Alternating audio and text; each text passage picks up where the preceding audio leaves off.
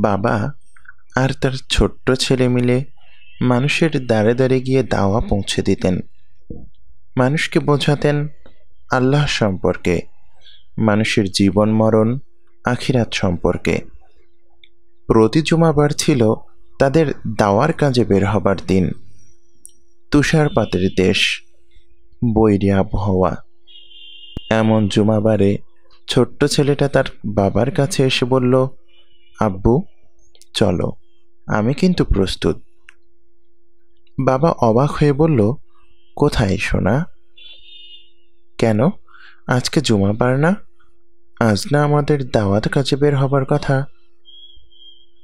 বাবা মুচকি হেসে বললেন, তুমি ঠিক বলেছ সোনা, কিন্তু বাইরে তাকিয়ে দেখো, প্রচণ্ড তুষারপাত হচ্ছে, বের হবার মতো কোনো অবস্থা নেই। তাই আমি ঠিক করেছি আমরা আজ বাইরে বের হব না। বাবার কথায় ছেলেটা বেশ অবাক হলো। বলল, আব্বু, বাইরে বৃষ্টি হচ্ছে বলে কি মানুষ জাহান্নামে যাওয়া থেকে মুক্ত হয়ে গেছে? ছেলের গাম্ভীর্যপূর্ণ প্রশ্নে বাবা কপাল কুঁচকালেন। বললেন, কিন্তু সোনা আমার, এমন পরিস্থিতিতে বাইরে কাউকে দাওয়াত দেওয়ার জন্য পাওয়া যাবে না। বাবার এই কথার বিপরীতে ছোট্ট ছেলেটি বলল, আব্বু, আজ তুমি দাওয়ার কাজে যেতে না চাইলে যেও না, তবে আমি কি যেতে পারি? বাবা কিছুটা অবাক হলেন, হালকা ইতস্তত বোধ করলেন। এরপর বললেন, ঠিক আছে যাও, ওইদিকে দাওয়ার বই এবং ম্যাগাজিনগুলো রাখা আছে, ব্যাগে নিয়ে নাও। আর শোনো, সাবধানে যাবে কিন্তু, খুব বেশিক্ষণ বাইরে থেকো না, দেখতেই পাচ্ছ বাইরের আবহাওয়া খারাপ। ছেলেটি মনোযোগ দিয়ে বাবার কথাগুলো শুনল। টেবিলে রাখা বইপত্র এবং ম্যাগাজিন ব্যাগে ভরে বাবাকে সালাম দিয়ে বেরিয়ে পড়ল দাওয়ার কাজে। আজ তার সাথে তার বাবা নেই, আজ সে একা।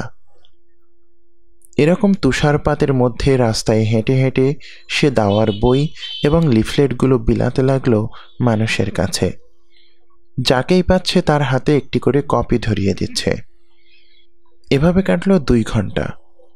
বরফ, শীত আর ঠান্ডা হাওয়ায় ছেলেটার শরীর যেন জমে আসছে, হাত পা অবশ হয়ে আসার মতো অবস্থা। এই মুহূর্তে তার হাতে আর মাত্র একটি বই, কিন্তু দেয়ার মতো কাউকেই সে রাস্তায় খুঁজে পাচ্ছে না। রাস্তায় কেউ আর অবশিষ্ট নেই বললেই চলে।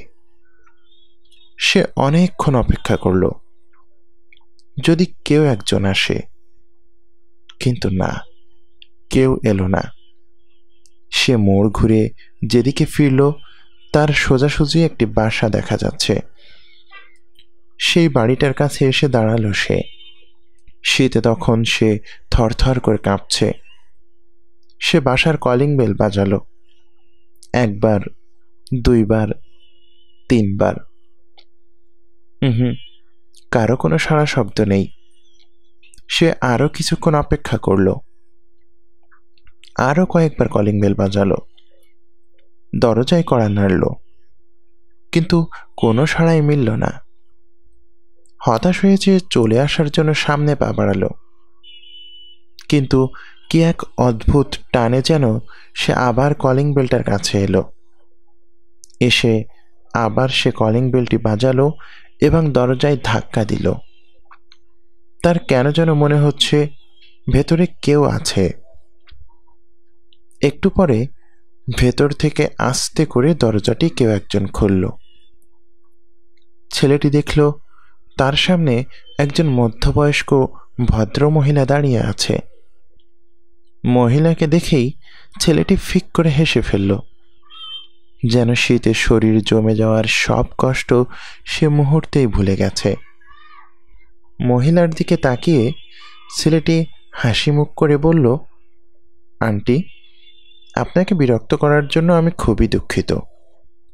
আসলে আমি আপনাকে যে কথাটি জানাতে এসেছি সেটি হলো, আর কেউ আপনাকে ভালোবাসুক বা না বাসুক, পৃথিবীর আর কেউ আপনার কেয়ার করুক বা না করুক, আপনার খোঁজ করুক বা না করুক, আমাদের রব মহান আল্লাহ সুবহানাহু ওয়া তাআলা আপনাকে ভালোবাসেন, আপনাকে কেয়ার করেন এবং আপনার প্রতি তিনি অবশ্যই দয়াবান। এই যে দেখুন, আমার হাতে থাকা এটিই শেষ বই। এই বইটি পড়লে আপনি আপনার রবের ব্যাপারে জানতে পারবেন। নিন, এই যে ধরুন। মহিলা মুখ ফুটে কিছুই বলল না। ছেলেটি মহিলার হাতে বইটি দিয়েই দৌড় দিল। পরের জুমাবার ইমাম সাহেব সালাতের পরে কিছুক্ষণ বক্তব্য দিলেন। এরপর প্রতিবারের মতো জিজ্ঞেস করলেন, কারো কি কোনো ব্যাপারে কোনো জিজ্ঞাসা আছে? মহিলাদের পাশ থেকে হিজাবে আবৃত একজন মধ্যবয়স্কা মহিলা স্পিকারের সামনে দাঁড়ালেন। তিনি সালাম দিয়ে বললেন, এখানে যারা আছেন তাদের কেউই আমাকে চেনেন না, চেনার কথাও না। গত জুমাবার অবধিও আমি ছিলাম একজন অমুসলিম। আমার স্বামী বছর 2 আগে মারা যান। স্বামী মারা যাবার পরে আমার পৃথিবী অন্ধকার হয়ে যায়। আমার আপনজনেরাই আমাকে পর করে দেয়, আমাকে সব কিছু থেকে বঞ্চিত করে। আমার দুনিয়াটা এতই বিষাদ হয়ে উঠেছে যে আমার মনে হচ্ছিল আমি জীবিত থেকেও মৃত। সিদ্ধান্ত নিয়েছিলাম আত্মহত্যা করব। দরজা বন্ধ করে ফ্যানের সাথে দড়ি ঝুলিয়ে তখন আমি আত্মহত্যার জন্য সব রকম প্রস্তুতি সেরে ফেলেছি। একটু পরেই আমি বিদায় নিব এই নিষ্ঠুর পৃথিবী থেকে, যে পৃথিবীতে আমার আর কেউ নেই, কেউ না। যেই আমি চেয়ারে উঠে আত্মহত্যার জন্য চূড়ান্ত পদক্ষেপ নিতে যাব, অমনি হঠাৎ আমার বাসার কলিং বেল বেজে উঠল। সিদ্ধান্ত নিলাম দরজা খুলব না, কিন্তু খেয়াল করলাম আমার কলিং বেলটি অনর্গল বেজে চলেছে, বেজেই চলছে, কোনো থামাথামি নেই। একটু পরে দরজা ধাক্কার শব্দ পেলাম। ভাবলাম কে হতে পারে। 7-5 ভেবে এসে দরজা খুললাম। দরজা খুলতে দেখি ফেরেশতার মতো একটি ছোট্ট ফুটফুটে ছেলে আমার দরজার বাইরে দাঁড়ানো। আমি বুঝতে পারছিলাম বাইরের হাড় কাঁপানো কনকনে ঠান্ডায় সে খুব কষ্ট পাচ্ছে।